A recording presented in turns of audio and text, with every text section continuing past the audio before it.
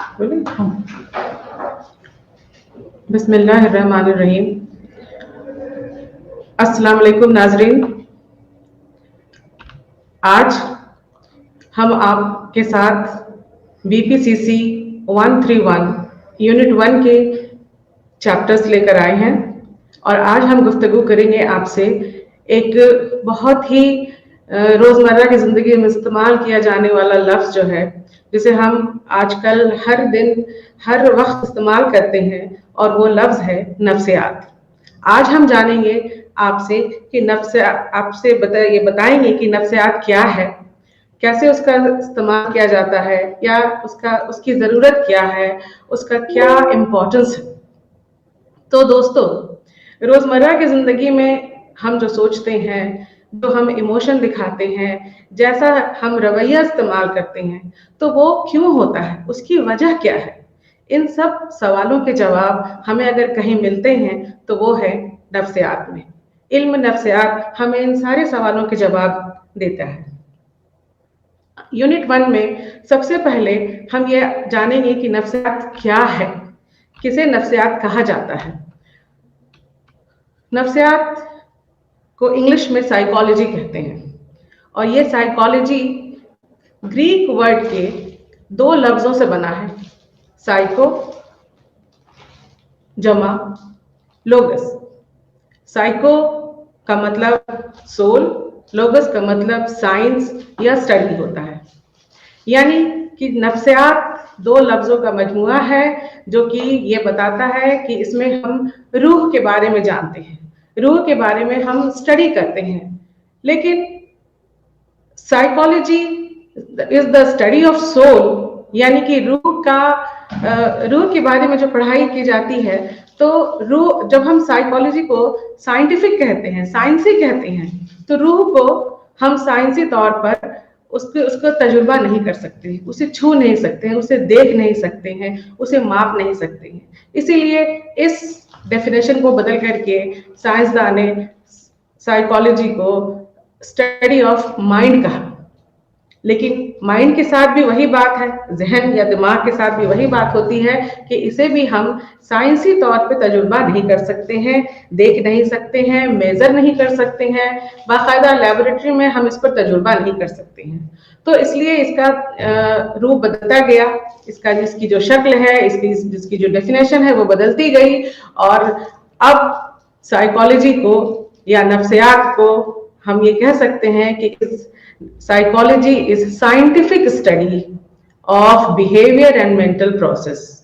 यानी कि नफ्सियात mental process, यानी कि दिमागी अमल और रवैये का एक साइंटिफिक स्टडी है।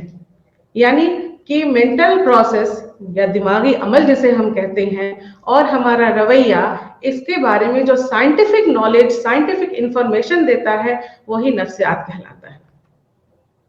नफ्सियात को समझने के लिए, नफ्सियात की जानकारी के लिए बहुत सारे नुक्ता नज़र, बहुत सारे पर्सपेक्टिव्स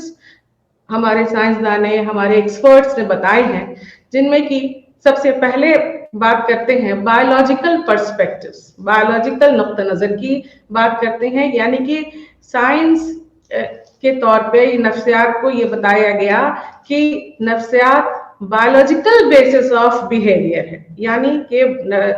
जो हमारा रवैया है, जो बिहेवियर है हमारा, उसका जो बेस है वो बायोलॉजिकल है। यानी कि हमारा नर्वस सिस्टम, यानी कि हमारा हार्मोन्स, ये सब हमारे रवैये के लिए जिम्मेदार होता है। दूसरा जो नजरिया है वो है psycho analytic perspective. Psycho analytic perspective unconscious mind, यानी कि लाशऊरी, हमारे बचपन के तजुर्बात और हमारे आपसी रिलेशन, एक इंसान का दूसरे इंसान के साथ जो रिश्ता होता है, उस पर ये एम्फेसिस करता है, उस पर ये जोर डालता है, और ये बताता है कि हमारा जो लाशऊरी दिमाग है,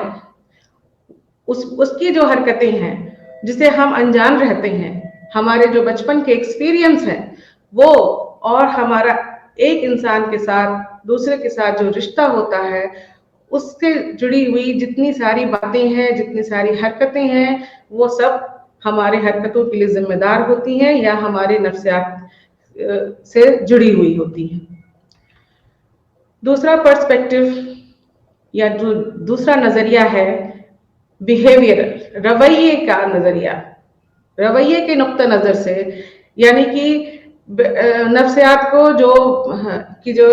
एक्सप्लेनेशन दिया गया वो ये बताया गया कि नफ्सियात जो है वो हमारा लर्न बिहेवियर है, यानी कि हम अपने माहौल में जो सीखते हैं, जैसा भी सीखते हैं, चाहे वो हम अच्छा सीखें या हम बुरा सीखें। अगर हम अच्छा सीखते हैं तो हमारा जो रवैया है वो अच्छे की तरफ हो जाता है, अगर हम बुरा सीख लेते हैं तो हमारा जो रवैया है, हमारा जो बर्ताव है वो बुरा होता है। एक नॉर्मल बिहेवियर और एक एबनॉर्मल बिहेवियर, ये सब बिहेवियरल पर्सपेक्टिव, बिहेवियरल नुक्ता नजर से बरतने से ये कहा जा सकता है कि ये हम सब सीख के ही ऐसा करते हैं। हम दोनों तरह का जो बिहेवियर है, जो बर्ताव है, उसको हम अपने माहौल से सीखते हैं। तो नतीजा ये होता है कि जब हम सामान्य या नॉर्मल बिहेवियर सीखते हैं तो वो हो जाता है कि हम नॉर्मल बर्ताव करते हैं और अपने मुआशरे में अपने लोगों के साथ अच्छे ढंग से पेश आते हैं। और अगर हम इसी के बरक्स नॉर्मल बिहेवियर लर्न कर लेते हैं, सीख लेते हैं, तो हमारा जो बर्ताव है वो एबनॉर्मल हो जाता है, यानी कि नॉर्मल नहीं होता है। तो बिहेवियरल पर्सपेक्टिव या बिहेवियरल जो नुक्ता नजर है वो इस बात पर जोर डालता है कि हमारा जो भी बर्ताव होता है या हमारी जो हरकतें होती हैं वो हम सीखते हैं। और हम वो कहाँ से सीखते हैं? वो हम अपने माहौल से ही सीखते हैं। जिस माहौल में हम पलते बढ़ते हैं वहीं से हम सीखते हैं। तो यहाँ पर सीखने पर सबसे ज्यादा जोर दिया गया। दूसरा है,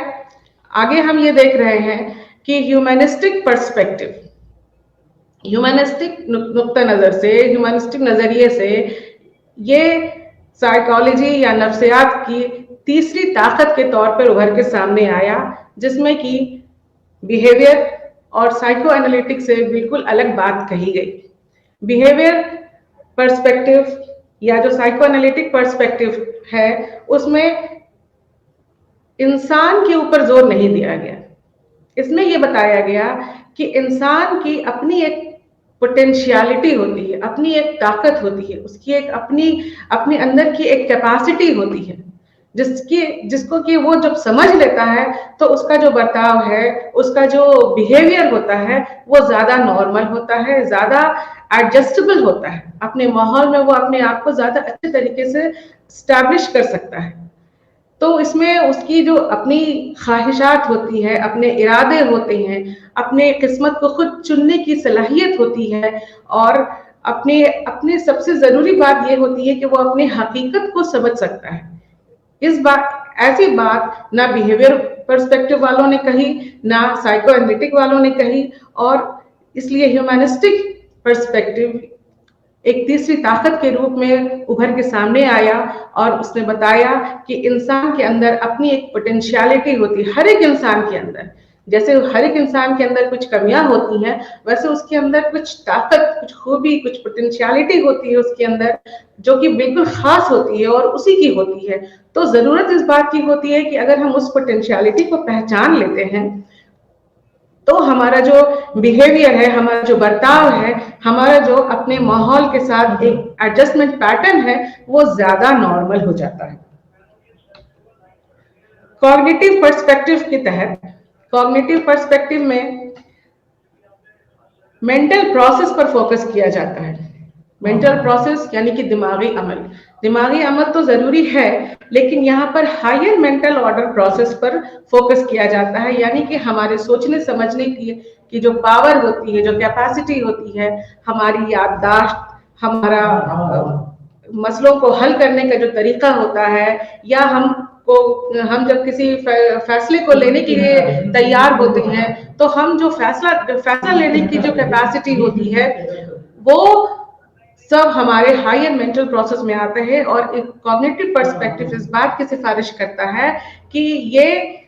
ये सारी चीजें अगर इंसान के अंदर अच्छे तरीके से डेवलप हो जाती है, यानी कि अगर उसके सोचने समझने की ताकत, उसकी याददाश्त, उसके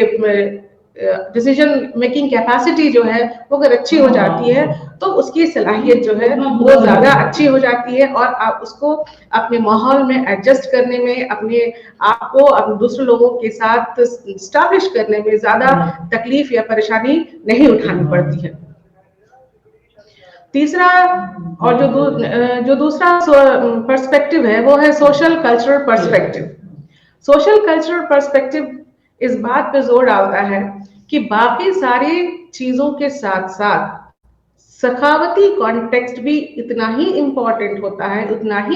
ही उसकी उतनी जरूरत होती है जितना कि बाकी चीजों की जरूरत होती है। यानी कि हम जिस माहौल में, जिस कल्चर में पले बड़े होते हैं, वो उसका पूरा इफेक्ट हमारे ऊपर पड़ता है, और जैसा कल्चर इफेक्ट होता है, जैसा कल्चरल कॉन्टेक्स्ट होता है, हमारी पर्सनालिटी या हमारा जो किरदार है वो उसी तरीके से डेवलप करता है, उसी तरीके से एडजस्टमेंट सीखता है। तो कल्चरल कॉन्टेक्स्ट भी हमारे लिए उतना ही जरूरी हो जाता है हमारे डेवलपमेंट के लिए, या हम हमारे माशरे में, हमारे माहौल में हमको अपने आप को एडजस्ट करने के लिए उतना ही जरूरी हो जाता है जितना कि बाकी कॉन्सेप्ट, जैसे जिसकी सिफारिश बिहेवियरिज्म वालों ने की, जिसकी सिफारिश साइकोएनालिटिक वालों ने की, या जिसकी सिफारिश ह्यूमनिज्म वालों ने की। तो कल्चरल कॉन्टेक्स्ट को भी हम नजरअंदाज नहीं कर सकते हैं। ऐसा देखा जाता है कि कल्चर एक ऐसा प्लेटफॉर्म होता है जहां पर जिस तरह का कल्चर मिलता है, हमारी पर्सनालिटी उसी के हिसाब से बढ़ती है। तो कल्चर को हम नजरअंदाज नहीं कर सकते हैं। यानी कि कल्चर का भी हमारे नफ्सियात पर, हमारे बर्ताव पर, हमारी हरकतों पर पूरा इफेक्ट जो है वो पड़ता है। अब आप लोगों ने अपने किताब में भी पढ़ा होगा, और यहाँ पर मैं यहाँ पर बताऊंगी कि हिस्ट्री ऑफ साइकोलॉजी के तहत, यानी कि नफ्सियात का, तारीख नफ्सियात जो है वो भी नफ्सियात को समझने में, नफ्सियात को एक्सप्लेन करने में उसका अपना अहम रोल है। नफ्सियाती एक्सप्लेनेशन में सबसे पहले जो जिस स्कूल की हम बात करते हैं वो है स्ट्रक्चरलिज्म। स्ट्रक्चरलिज्म नफ्सियात का को डिफाइन करने वाला, नफ्सियात के वर्क को एक्सप्लेन करने वाला सबसे पहला स्कूल हुआ जिसे विलियम उंट ने स्टैब्लिश किया, जिसके फाउंडर थे वो, और उनके जो स्टूडेंट थे, टिचनर का नाम सुना होगा आप लोगों ने। तो टिचनर ने इस कॉन्सेप्ट को आगे बढ़ाया था, लेकिन विलियम उंट को इसका फाउंडर माना जाता है। और स्ट्रक्चरलिज्म इस बात पे फोकस करता है कि मेंटल प्रोसेस, यानी कि जो दिमागी अमल है, उसको छोटे छोटे कंपोनेंट्स में, यानी कि छोटे छोटे स्ट्रक्चर के तौर पे समझा जा सकता है। यानी कि थिंकिंग के, मेमोरी के अलग अलग फॉर्म में, स्ट्रक्चर के फॉर्म में उसको जाना जा सकता है। और ये इसको अलग अलग तरीके से समझने के लिए इंट्रोस्पेक्शन मेथड, यानी कि अपने आप से, अपने बारे में जो हमको जानकारी मिलती है उसको इंट्रोस्पेक्शन मेथड कहते हैं, और उसके थ्रू स्ट्रक्चरलिज्म को समझा जा सकता है। स्ट्रक्चरलिज्म के बाद फंक्शनलिज्म आया, और फंक्शनलिज्म इस बात पे जोर देता है कि माइंड कैसे काम करता है, हमारा जो दिमाग है, हमारा जो जहन है, वो फंक्शन कैसे करता है, और जिस तरीके से वो फंक्शन करता है हम अपने एटमॉस्फेयर में, अपने माहौल में उसी तरीके से एडजस्ट होते हैं। अगर वो पॉजिटिव है तो हम पॉजिटिव तरीके से एडजस्ट हो जाते हैं, अगर वो नेगेटिव है तो हम नेगेटिवली एडजस्ट हो जाते हैं। तो माइंड जो है वो वर्क कैसे करता है, फंक्शन कैसे करता है, फंक्शनलिज्म वालों ने इस बात पर फोकस किया और इस बात पर जोर डाला कि माइंड की फंक्शंस ऑफ मेंटल एक्टिविटी, यानी कि हमारा जो जहन है वो जिस तरीके का काम करता है, हम अपने माहौल में, अपने एनवायरमेंट में उसी तरीके से एडजस्ट होते हैं। इसके बाद फंक्शनलिज्म के बाद गेस्टाल्ट स्कूल आया। गेस्टाल्ट स्कूल ने बताया कि जो नफ्सियात है उसको हम फंक्शन के तौर पे नहीं या स्ट्रक्चर के तौर पे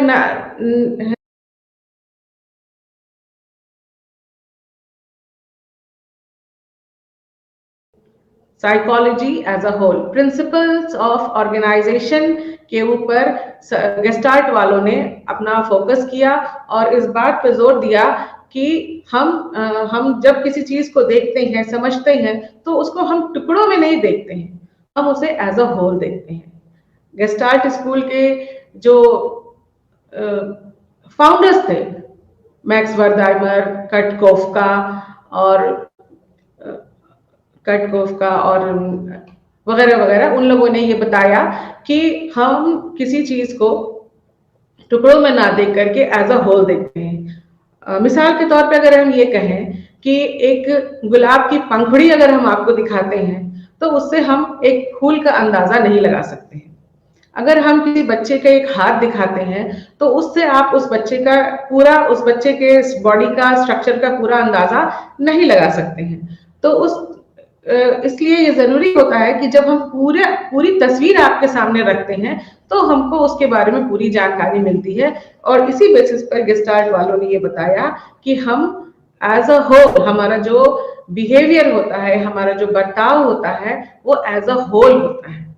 एज अ होल होता है यानी कि हम उसको पूरे तरीके से देखते हैं, ना कि हम टुकड़ों में देखते हैं। इसी तरीके से फिर ह्यूमनिज्म वालों ने भी ये बताया कि हमारे अंदर एक पोटेंशियलिटी होती है, हमारे अंदर एक ताकत होती है, जिसको कि जब हम समझते हैं तो हमारा जो बर्ताव होता है, वो बर्ताव हमारा पॉजिटिव होता है, हम अपने माहौल के साथ उसको एडजस्ट करने में कामयाब हो जाते हैं। इन सब के बाद कुछ हमने आपको पहले बताया कि नफ्सियात एक साइंटिफिक स्टडी है। तो साइंटिफिक स्टडी कहलाने के लिए ये जरूरी होता है कि हम उस चीज को प्रूव करें। जब तक कि हम प्रूव नहीं करते हैं, वो कोई भी चीज साइंस या साइंटिफिक नहीं कहला सकती है। और प्रूव करने के लिए ये जरूरी होता है कि हम लेबोरेटरी में जाके तजुर्बा करें और उसके बाद उसके हम वजह और उसके इफेक्ट को देखें, और तब जाके जो रिजल्ट निकलता है, वो रिजल्ट, उस रिजल्ट में रिपीटेशन होना चाहिए। यानी कि बार बार उसको अगर हम दोहराएं तो हमको रिजल्ट, वो बार बार वही रिजल्ट मिले। मिसाल के तौर पर अगर हम लैबोरेटरी में जाकर के हाइड्रोजन और ऑक्सीजन को मिला करके एक्सपेरिमेंट करते हैं, तजुर्बा करते हैं, तो नतीजा ये निकलता है कि हमको पानी मिलता है। और ये एक्सपेरिमेंट, ये तजुर्बा जब हम बार बार करते हैं, तो बार बार नतीजा हमको पानी ही मिलता है, ना कि कोई और चीज मिलती है। तो यही बात लागू होती है नफ्सियात के साथ भी, कि अगर हम नफ्सियात को साइंटिफिक कहते हैं, तो ये जरूरी होता है कि हम उसे टेस्ट करें, हम उस पर तजुर्बा करें, और उसके जो नतीजे जब निकले, तो वो नतीजा जो है वो ज्यादा साइंटिफिक हुआ। इसके लिए साइंटिफिक बनाने के लिए जरूरी है कि हमारे पास डेटा हो, आंकड़े हो। और वो डेटा कैसे मिलेगा? इसके लिए नफ्सियात में कुछ तरीके हैं, कुछ मेथड्स हैं, मेथड्स ऑफ साइकोलॉजी कुछ बनाए गए हैं, जिसको अपना करके हम डेटा या आंकड़े जो है वो जमा करते हैं, और उन आंकड़ों के ऊपर हम उसका एनालिसिस करके कुछ रिजल्ट निकालते हैं, कुछ नतीजे निकालते हैं। तो ये जो डेटा है या ये जो मेथड्स हैं, वो मेथड्स जो हैं कई तरह के हैं, मुख्तलिफ तरह के हैं, और जिनका इस्तेमाल जरूरत के हिसाब से किया जाता है। जैसी जरूरत होती है उस जरूरत के हिसाब से हम उस तरह के मेथड का इस्तेमाल करते हैं। जैसे कि एक मेथड है केस हिस्ट्री। केस हिस्ट्री में क्या होता है कि जब हम किसी भी आदमी का, किसी भी इंसान के बारे में अगर कुछ जानना चाहते हैं, तो हम उसका केस हिस्ट्री लेते हैं। जैसा कि आपको नाम से पता चल रहा है, केस हिस्ट्री यानी कि उस केस की पूरी तारीख, यानी कि वो जब से पैदा हुआ और उसकी पैदाइश से लेकर के अब तक, जब तक कि उसका हमको डेटा लेना है, जो भी उसकी उम्र रही होगी, तो उसकी उस वक्त से लेकर के आज के तारीख तक हमको उसके बारे में सारी जानकारी इकट्ठी करनी होती है। उसके माँ के गर्भ से लेकर के, उसकी माँ की कोख से लेकर के, और उसके स्कूल की पढ़ाई लिखाई कैसी, उसकी जो तालीमी दुनिया है, उसके जो दोस्त हैं, संगी साथी होते हैं, उसके साथ उनका रवैया कैसा होता है, उनके जो पड़ोस के लोग होते हैं उनके साथ उसका रवैया कैसा है, या उसकी जो तालीमी सलाहियत है वो कैसी रही है, इन सब तरह की जानकारी जो है केस हिस्ट्री में ली जाती है और उसके बेसिस पर, इस केस हिस्ट्री के बेसिस पर फिर हम उस इंसान का, उस किसी भी, चाहे वो आदमी हो या औरत हो, उसका किसी का भी हम उसका डेटा जो है वो लेते हैं और उसके ऊपर उसके एनालिसिस करके हम रिजल्ट जो है वो निकालते हैं। तो ये एक तरीका है केस हिस्ट्री। दूसरा तरीका है सर्वे मेथड। सर्वे मेथड बहुत पॉपुलर है, आप सब भी जानते होंगे कि जब भी किसी चीज के बारे में हमको कोई जानकारी लेनी होती है तो हम सर्वे करते हैं। सर्वे कैसे किया जाता है कि सर्वे करने के लिए हम लोगों के पास कुछ क्वेश्चंस जो है वो लिख करके, या हम आजकल जो जरिया है जैसे कि टेलीफोन है, फैक्स है वगैरह वगैरह, उसके जरिए से हम उनको उन तक पहुंचा देते हैं। सोशल मीडिया भी आजकल बहुत पॉपुलर हो रहे हैं इन चीज के लिए, इन सब चीजों के लिए। तो हम उनके जरिए से उन तक अपने सवालात को पहुंचा देते हैं और उनसे जवाबात हम हासिल कर लेते हैं। जब हमको ये सारे उनके जवाब मिल जाते हैं तो उसका फिर एनालिसिस किया जाता है और उस पर हम कुछ रिजल्ट निकाल लेते हैं। तो ये एक दूसरा तरीका हो गया। तीसरा तरीका है एक्सपेरिमेंटल मेथड, यानी कि तजुर्बा करना। लेबोरेटरी में जाकर के जब हम तजुर्बा करते हैं, जब हम उसको उस पर एक्सपेरिमेंट करते हैं, उसको बाकी सारी चीजों को कंट्रोल करके सिर्फ उसी चीज को देखते हैं जिस पर कि हमको जिसका नतीजा चाहिए होता है, तो इसको हम एक्सपेरिमेंटल या तजुर्बाती तरीका जो है वो हम कहते हैं। ठीक है। इसके बाद एक और तरीका है नफ्सियात में डेटा कलेक्ट करने का, वो है कोरिलेशनल मेथड। कोरिलेशन मेथड में क्या होता है कि एक चीज के साथ दूसरे चीज का रिलेशन, यानी कि एक चीज का दूसरे चीज के साथ रिश्ता, क्या रिश्ता है, पॉजिटिव है या नेगेटिव है। यानी कि अगर उस चीज के साथ उसका कोई तालमेल है तो उसमें पॉजिटिव रिश्ता होता है, अगर कोई तालमेल नहीं हुआ तो इसका मतलब ये हुआ कि उसमें उसका जो रिश्ता है वो नेगेटिव है। और अगर कुछ भी नहीं निकलता है तो इसको हम जीरो कोरिलेशन कहते हैं। तो इस तरीके से कुछ मेथड या कुछ तरीका है कि जिसका इस्तेमाल करके हम अपना नफ्सियाती आंकड़े हैं, नफ्सियाती जो डेटा है वो कलेक्ट करते हैं और उस पर बेस करके रिजल्ट जो है निकालते हैं। और जो नतीजे निकलते हैं वो नतीजे हमें ये बताते हैं कि वो फैक्ट या वो जो बातें निकल के सामने आई वो कितनी साइंटिफिक है। तो इसको ज्यादा साइंटिफिक बनाने के लिए ये इन सब आंकड़ों का इस्तेमाल करना जरूरी होता है। इसके आगे आपके यूनिट 1 में आपको नफ्सियात के मुख्तलिफ फील्ड्स की भी जानकारी लेनी है, यानी कि नफ्सियात के जो अलग अलग फील्ड्स हैं वो कौन कौन से हैं। इसके जैसा कि हमने आपको शुरू में बताया कि आजकल जिंदगी का कोई भी ऐसा कोना, कोई भी ऐसा तबका, कोई भी ऐसा स्टेज या नहीं है जहां पर नफ्सियात जहां से अछूता है या नफ्सियात की जरूरत वहां नहीं पड़ती है। इसलिए इसका जो दायरा है वो बहुत वसी हो जाता है, बहुत बड़ा हो जाता है और इसमें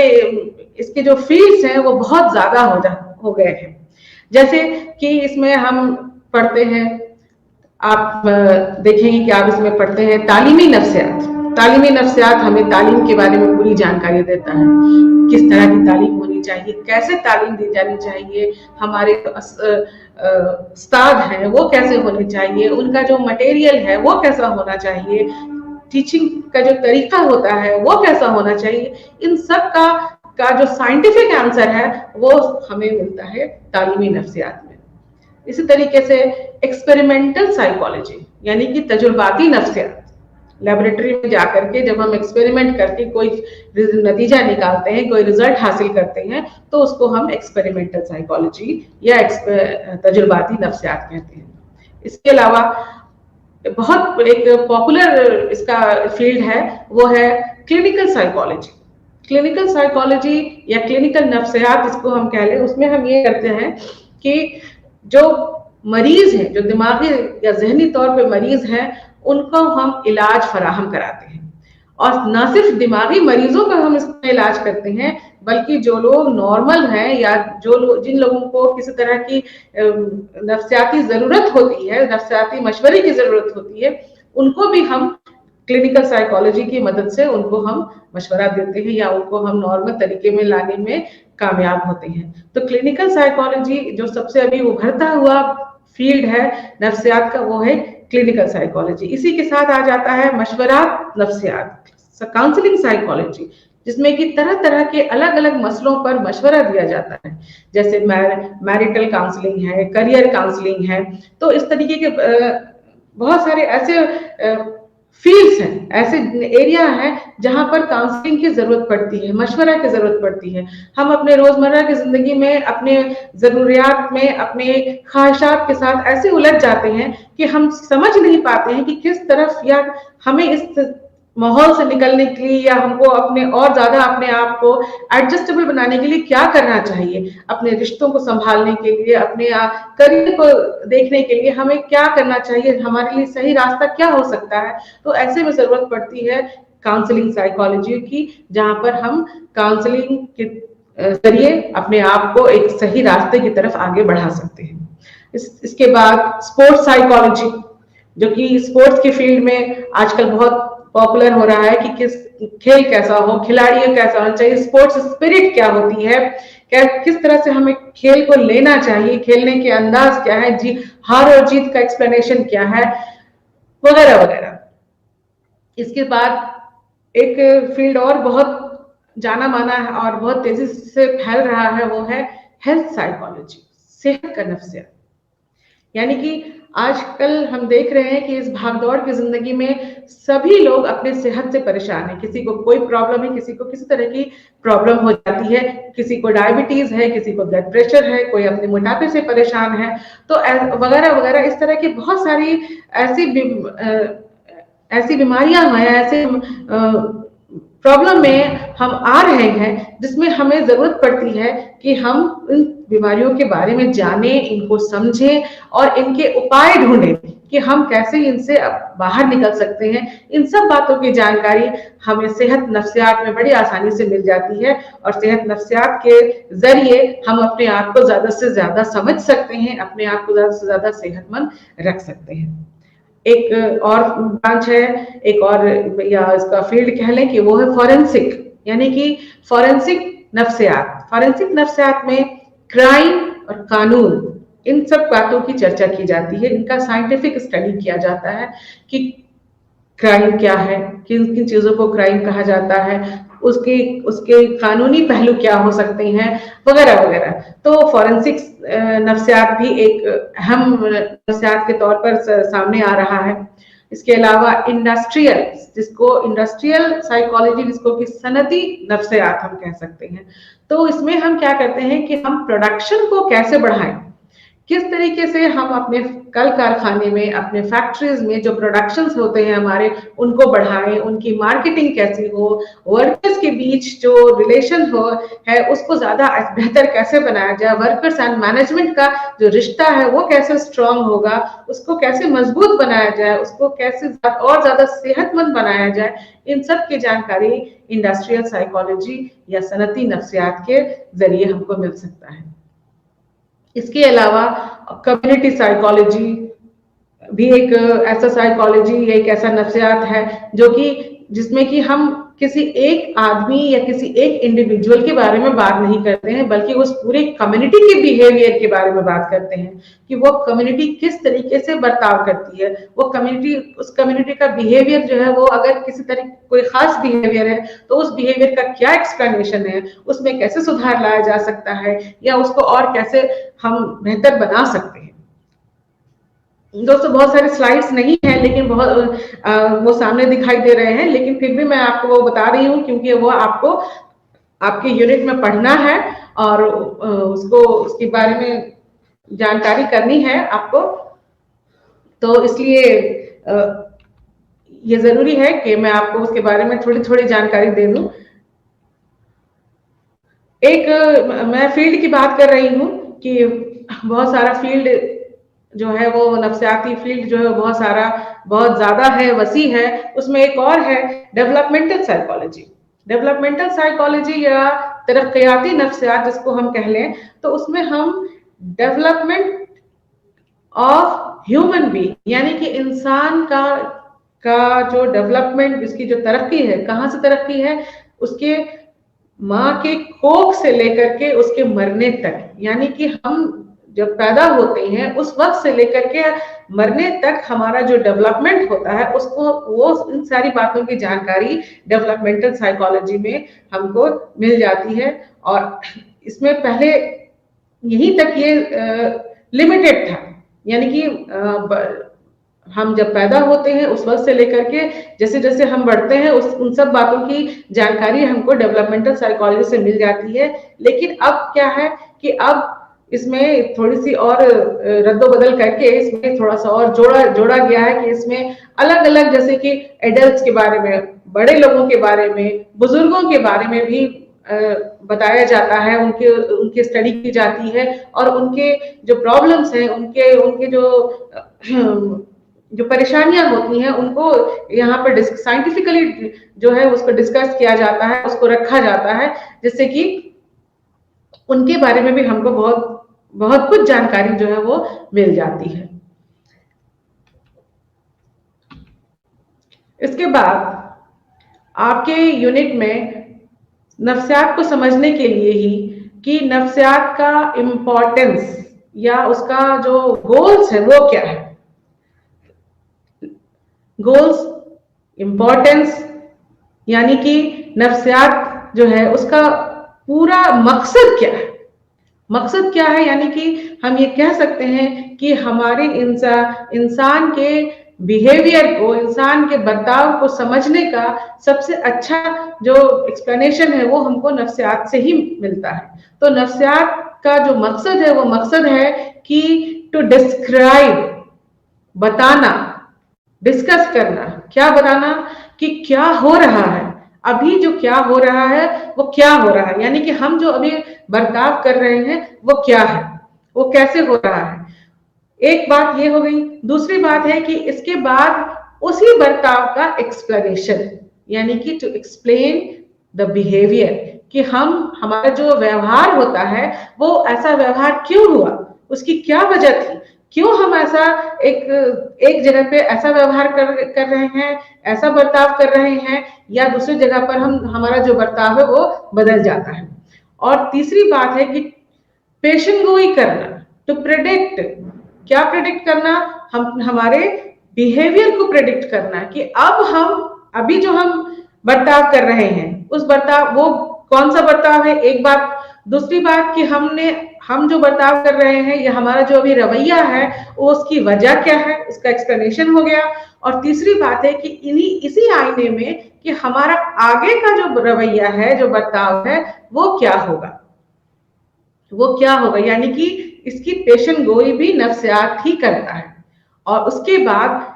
लास्ट में इसका ये मकसद, एक खास मकसद ये रहता है कि टू कंट्रोल, कि हम उस रवैये पर, उस बर्ताव पर या उस बिहेवियर को कैसे कंट्रोल कर सकते हैं,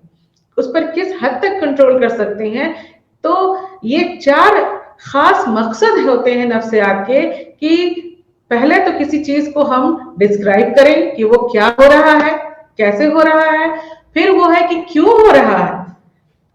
और तीसरी बात ये इसकी पेशन गोई है कि हम उसके बाद उसकी पेशन गोई करें कि ये कैसा होगा, कि आगे हमारा जो बर्ताव है, जो हमारा जो रवैया है या बिहेवियर है वो कैसा होगा। और तीसरा और लास्ट में इस जो चौथी बात है वो ये होगी कि हम उस पर कंट्रोल कैसे कर सकते हैं, हमारा उस पर कैसे कंट्रोल होगा, ताकि हम आगे उस तरह का बर्ताव ना करें, या उस तरह के उसमें क्या बदलाव ला सकते हैं। ये चीज हमको इन नफ्सियात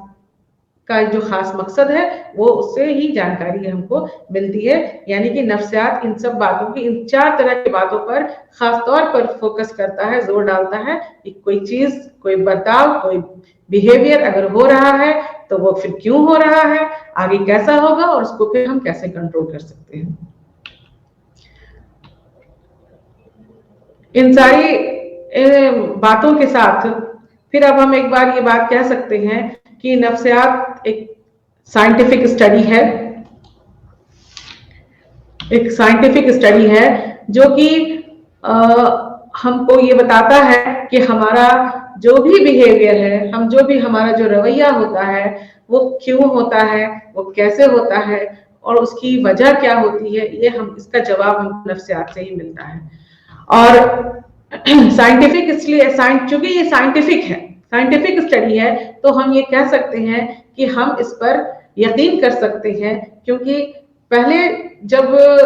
साइकोलॉजी या नफ्सियात लफ्ज नहीं था तो ये फिलॉसफी में था। यानी कि जब आप इसकी हिस्ट्री या तारीख देखते हैं तो आपको ये पता चल जाएगा कि ये फिलॉसफी से निकला है। तो फिलॉसफी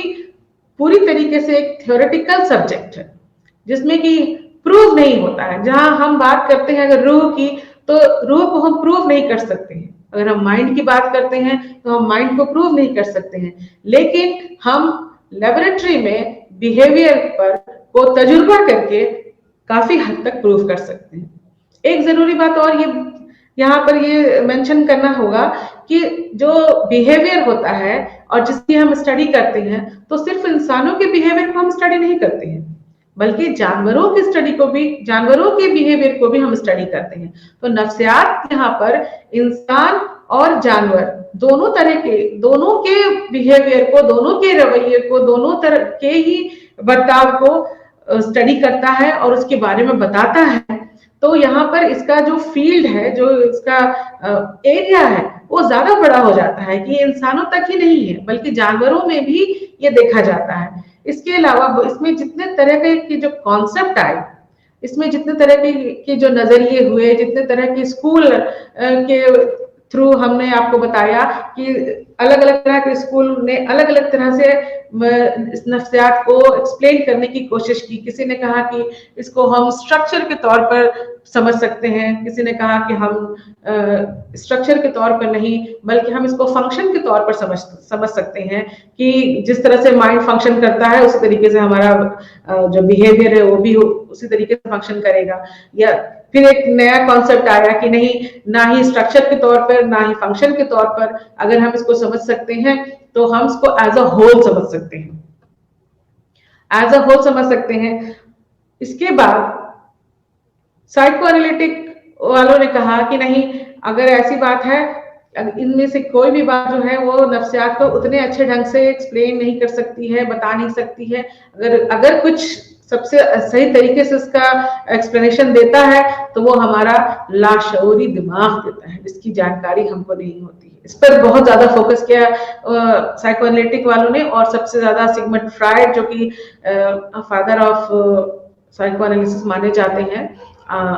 उन्होंने इस चीज को बहुत इस पर जोर दिया और ये बताया कि हम हमारे डे टू डे लाइफ में बहुत सारी हरकतें हम इस तरह की करते हैं जिससे इस बात को साबित किया जा सकता है कि हमारा लाशऊरी जो दिमाग, अनकॉन्शियस माइंड जो है, वो काफी हद तक हमारे बर्ताव के जिम्मेदार होता है। जैसे कि मिसाल के तौर पर हम ये कह सकते हैं कि हम कहीं जाते हैं और हम कोई चीज कहीं पर भूल के चले आते हैं, तो हम इसे अपने बोलचाल की जुबान में कह सकते हैं कि हमने गलती से वो चीज वहां छोड़ दी, या हमसे गलती हो गई, या हम भूल गए। लेकिन साइको एनालिटिक इस बिहेवियर को भूल या गलती नहीं मानता है, बल्कि ये रिजल्ट ऑफ अनकॉन्शियस माइंड मानता है। यानी कि हमारा जो लाशऊरी दिमाग है, जो कि अपने जिसमें बहुत सारे हमारे कॉन्फ्लिक्ट्स रहते हैं, बहुत सारी बातें होती हैं जो कि आपस में अनसुलझी हुई होती हैं, उसके तहत हम इस तरीके का बर्ताव जो है वो करते हैं। या हमको जो सपने आते हैं, जो ख्वाब आते हैं, जो हम ड्रीम्स देखते हैं, या हम कई तरह के डिफेंस मैकेनिज्म का इस्तेमाल करते हैं। ये जैसे कि अगर हम कहीं हमें जाना होता है और हम अगर लेट से पहुंचते हैं तो हम ये कह देते हैं कि ट्रैफिक बहुत जाम है, ऐसा कह के हम अपने आप को बचा लेते हैं। इस तरह के डिफेंस मैकेनिज्म का इस्तेमाल हम करते हैं अपने ईगो को, अपने आप से, अपनी रियलिटी को से बचने के लिए हम आए दिन रोजमर्रा की जिंदगी में इस तरह के डिफेंस मैकेनिज्म का इस्तेमाल करते हैं। और भी बहुत सारी बातें डिफेंस मैकेनिज्म के तौर पे फ्रायड ने जो बताई है वो बताई कि जैसे अगर हमें कहीं से अपने बॉस से डांट खा मिल पड़ती है, डांट खा करके हम घर जाते हैं, तो हम चूंकि अपना गुस्सा अपने बॉस पर, अपने सीनियर्स पर नहीं निकाल सकते हैं, तो उसका रिजल्ट ये होता है कि या तो हम अपने पेट पर ऊपर, हमारे जो पालतू होते हैं, हमारे कुत्ते हैं पालतू है, हमारी बिल्लियां अगर पालतू हैं तो उनके ऊपर हम निकाल देते हैं। छोटे बच्चे हैं अगर तो उनसे हम बदसलूकी कर बैठते हैं, या उनको हम उनके साथ बुरा बर्ताव कर देते हैं। अगर हमारे पास कोई किताब वगैरह है या कोई सामान है तो उसे हम उठा के फेंक देते हैं। तो इस तरीके का जो हमारा बिहेवियर होता है, जो बर्ताव होता है, वो इसी डिफेंस मैकेनिज्म का रिजल्ट नतीजा होता है, जो कि हमको जिसको कि फ्रायड ने बताया कि हम अपने रोजमर्रा की जिंदगी में इस तरह की बहुत सारी हरकतें ऐसे करती हैं जो सीधे सीधे डायरेक्टली जिम्मेदार होती है, हमारा जो जिसके लिए जिम्मेदार होता है हमारा लाशऊरी दिमाग या कि अनकॉन्शियस माइंड जिसको हम कहते हैं। इसके बाद बिहेवियरिज्म वालों ने भी इस तर्क को, इस नजरिए को नजरअंदाज किया और ये कहा कि अनकॉन्शियस माइंड या लाशऊरी दिमाग से ज्यादा जरूरी है कि हम जो चीज सीखते हैं, अपने माहौल में सीखते हैं, उसी का इफेक्ट हमारे बिहेवियर पर पड़ता है। यानी कि हम जो चीज सीखते हैं, अगर हमने अपनी माँ को चूहे से डरते देखा तो हम भी चूहे से डरना सीख लेते हैं, लर्न कर लेते हैं। इसी तरीके से हम और भी चीजें अपने घर में, अपने माहौल में, अपने आसपास के लोगों से हम वो चीज सीख लेते हैं, और जैसी सीख हमको मिलती है हमारा जो बिहेवियर है उसी ढंग का हो जाता है, या हम उसी तरीके से हमारा जो रवैया है, हमारा बर्ताव है, हम उसी तरीके का बर्ताव या रवैया दिखलाने लगते हैं। इन सब से अलग हटके ह्यूमनिज्म वालों ने इस बात पर जोर दिया कि हमारे अंदर, हर इंसान के अंदर अपनी एक ताकत होती है, अपनी एक काबिलियत होती है, अपनी एक सलाहियत होती है। जैसे ही उसको अपनी उस काबिलियत की, अपनी सलाहियत की जानकारी हो जाती है, वो उसका जो बिहेवियर है, वो बर्ताव है, उसी के अकॉर्डिंग होने लगता है, और फिर उसको किसी चीज की जरूरत नहीं होती है, और फिर अपने पक्के इरादे से, अपनी किस्मत को अपने हाथ से तय करने में वो तैयार हो जाता है और आगे बढ़ने लगता है अपने माहौल के साथ, अपने आसपास के लोगों के साथ। जो उसका मिलना जुलना होता है, जो रवैया होता है, जो अखलाक होता है, वो उसी के हिसाब से वो दिखाने लगता है। तो ये सारी चीजें, ये सारे स्कूल्स, ये सारे जो नजरियात हैं, वो नफ्सियात को एक्सप्लेन करने में, नफ्सियात के बारे में बतलाने में काफी हद तक कामयाब हुई। और सबका अपना अपना नजरिया है और सबका अपना अपना इम्पोर्टेंस है। ऐसा नहीं कि साइको एनालिटिक वालों ने अगर कहा कि अनकॉन्शियस माइंड ही सबसे ज्यादा जिम्मेदार होता है हमारे बिहेवियर के लिए, तो बिहेवियर वालों का जो नजरिया है वो कम है, या फिर ह्यूमैनिस्टिक वालों का जो नजरिया है वो थोड़ा अधूरा हो जाता है। ऐसी बात नहीं है। सभी तरह के जितने भी स्कूल हुए, उन सब ने अपनी जो बातें कही, उन सब की बातों के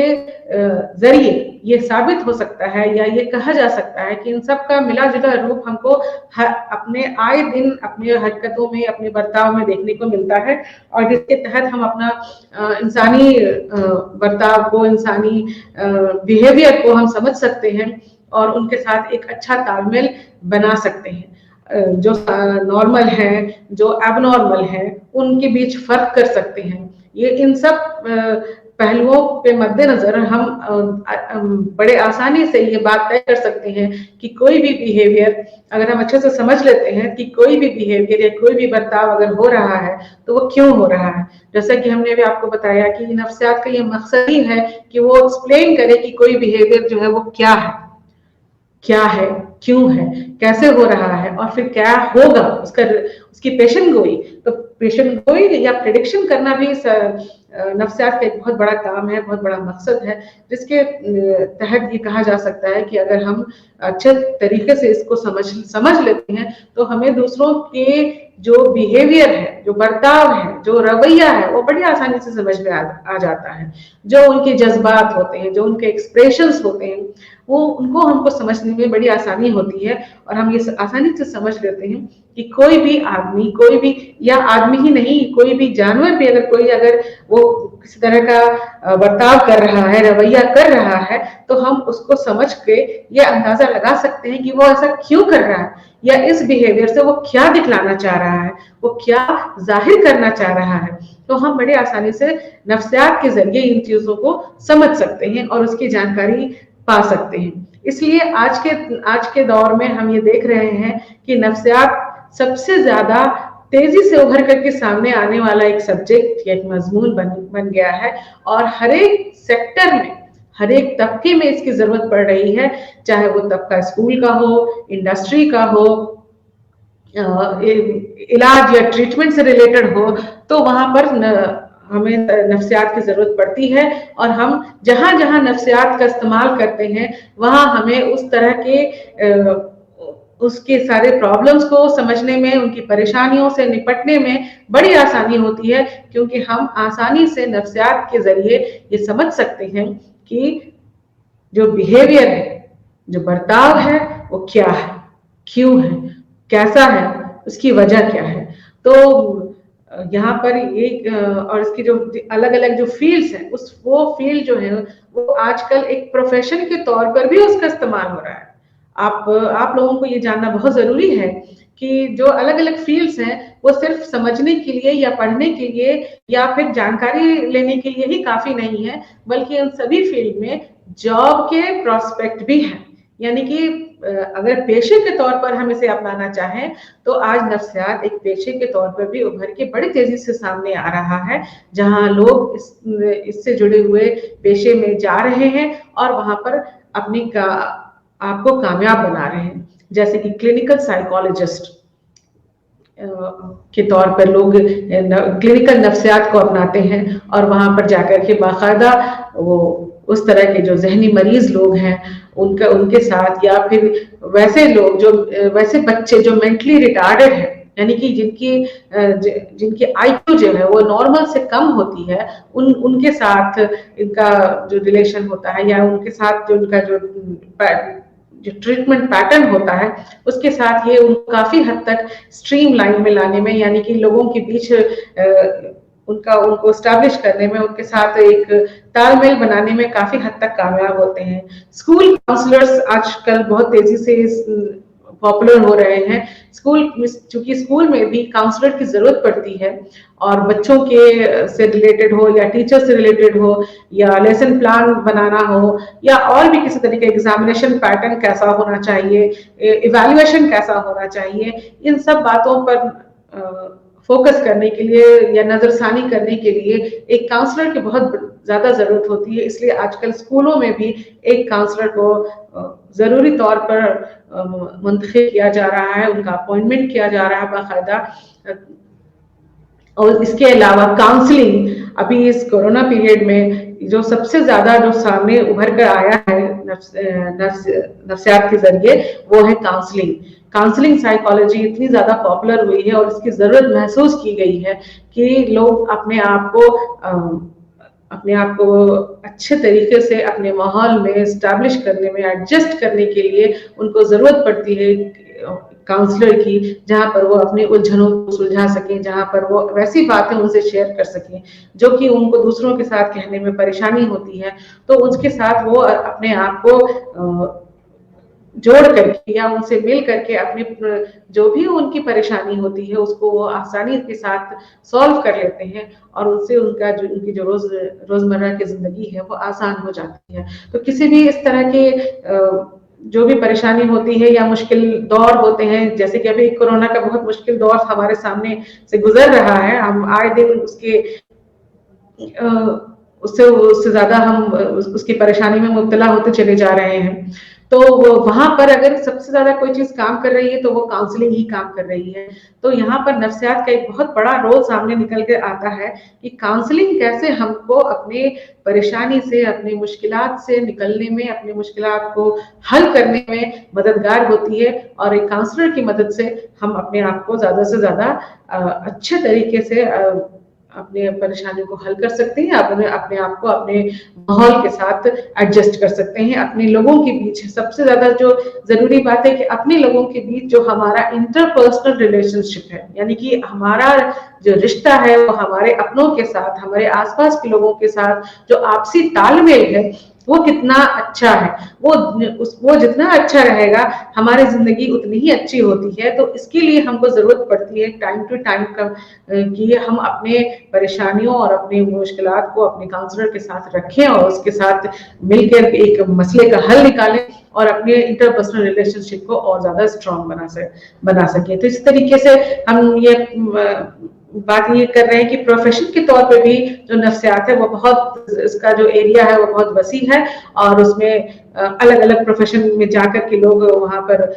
पैसे कमाने के साथ साथ इंसानी जिंदगी को बेहतर बनाने का काम भी कर रहे हैं। फॉरेंसिक साइकोलॉजी हो, हेल्थ साइकोलॉजी हो, इन सब सेक्टर में जॉब की जो प्रोस्पेक्ट है वो बहुत अच्छे हैं और वहां पर आप जा करके अपने आप को एक बहुत अच्छा काउंसलर, एक अच्छा साइकोलॉजिस्ट जो है वो स्टैब्लिश कर सकते हैं, जिससे कि आप को मतलब मॉनेटरी इनकम भी तो हो सकती तो होगी ही होगी, साथ ही एक इंसान को दूसरे इंसान के साथ का जो रिश्ता है वो मजबूत बनाने में आप कामयाब होंगे। और इस तरीके से देखा जा सकता है कि जो नफ्सियात है वो एक बहुत बड़ा दायरा है, उसका एक बहुत बड़े दायरे में वो फैला हुआ है, जहां पर हम ये कह सकते हैं कि नफ्सियात सिर्फ लेबोरेटरी तक ही सिमट के नहीं है, नफ्सियात सिर्फ एक तबके तक नहीं है, बल्कि नफ्सियात जिंदगी के हर एक पहलू में है। और वहां से हम उसको समझ करके जहां जहां हम इसको समझना चाहते हैं, जहां जहां हम इसको अपनाना चाहते हैं, जब हम अपनाते हैं तो हमारी जिंदगी जो है वो आसान हो जाती है और हम ज्यादा से ज्यादा कामयाब हो सकते हैं। और जितने भी इसके जो मेथड्स हमने आपको बताए हैं इसको, तो वो सारे मेथड्स इसको ज्यादा साइंटिफिक बनाते हैं, जैसे कि हमने आपको पहले बताया। तो पूरे तौर पर हम ये कह सकते हैं कि ये जो मेथड्स है, जब हम इनका इस्तेमाल करते हैं तो इनके इस्तेमाल से हमारा जो डेटा है वो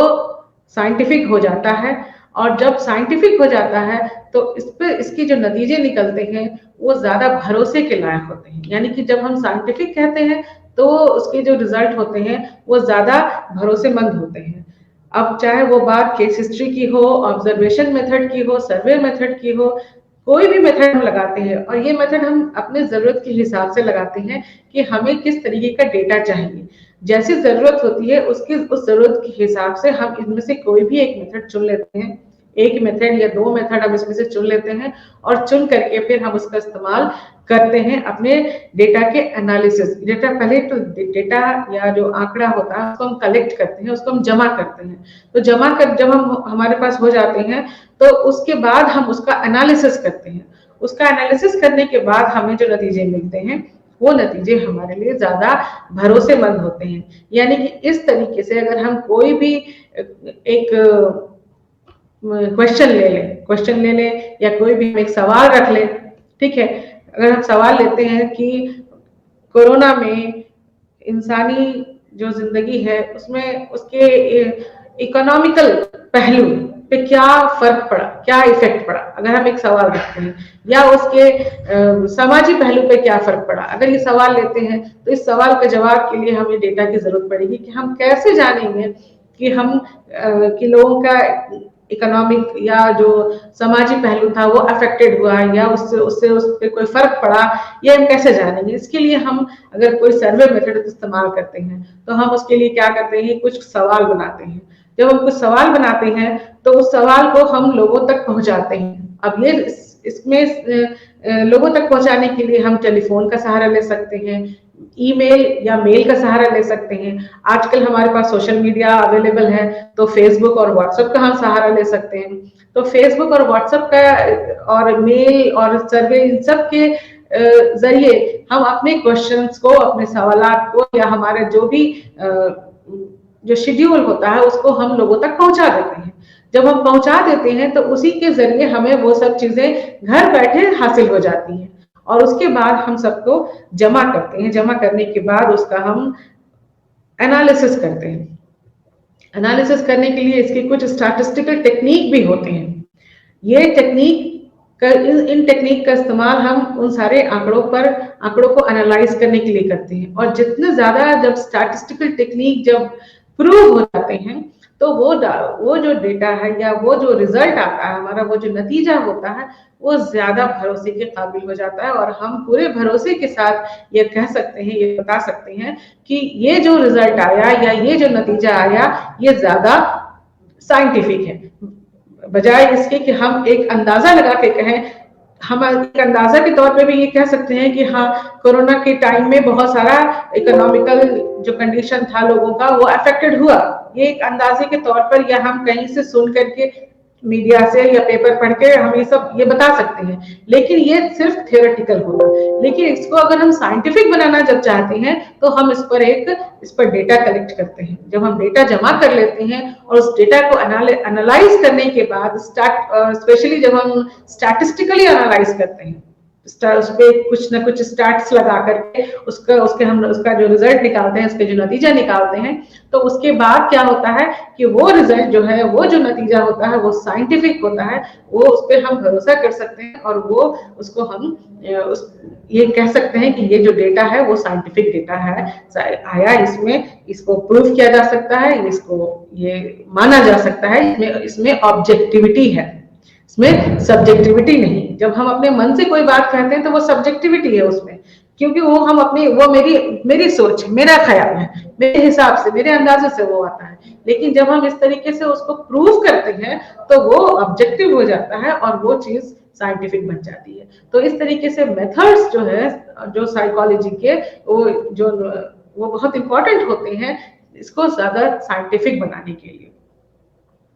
तो इस यूनिट 1 में पूरी तरीके से हमने ये देखा कि नफ्सियात क्या है, इसके मकसद क्या है, इसके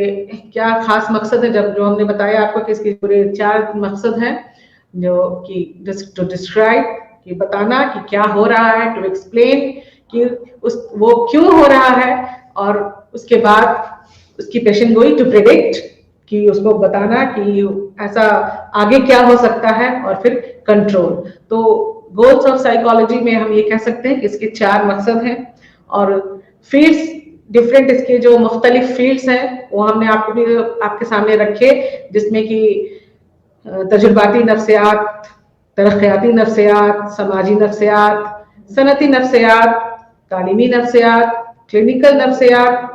मशवरात नफ्सियात,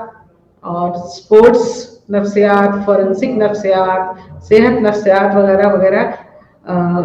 की चर्चा हमने की आपके सामने।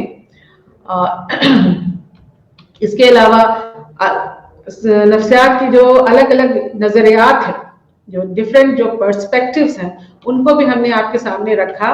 और इसकी चर्चा की आपके सामने, जो कि आपको यूनिट 1 में पढ़ना है, और मुझे उम्मीद है कि आपने अपनी किताब में जरूर पढ़ा होगा इसे। और मैंने मोटी मोटी बातें इसके बारे में जो थोड़ी थी वो आपको मैंने बताई हैं, जिसमें कि इस biological perspective, psychological psychoanalytic perspective, behavioural perspective, humanistic perspective, cognitive perspective, और इसके अलावा सोशल कल्चरल पर्सपेक्टिव की भी चर्चा मैंने की है, जिसके जो कि नफ्सियात की पूरी अच्छी एक्सप्लेनेशन देता है। हिस्ट्री ऑफ साइकोलॉजी के जरिए से भी मैंने नफ्सियात को एक्सप्लेन करने की कोशिश की है। आपके किताब में भी लिखा होगा जरूर, इंशाल्लाह आप लोगों ने पढ़ा होगा जरूर। इसमें structuralism, functionalism, gestalt school, basically psychodynamic school और ह्यूमनिस्टिक स्कूल की चर्चा की है। ये नफ्सियात के खास स्कूल हैं जिन्होंने नफ्सियात के बारे में अपने तौर पर नफ्सियात को एक्सप्लेन करने की कोशिश की, और इस तरीके से यहाँ पर मैंने आपको यूनिट 1 में नफ्सियात क्या है और उसके क्या मकसद है, उसकी चर्चा कैसे की जाती है, उसको कैसे डिफाइन किया गया है, कैसे एक्सप्लेन किया गया है, इन सबको बहुत डिटेल से बताया है और उम्मीद है कि आपको इसकी जानकारी हो गई होगी। और इंशाल्लाह अगली क्लास में हम फिर से मिलेंगे। तब तक के लिए आदाब।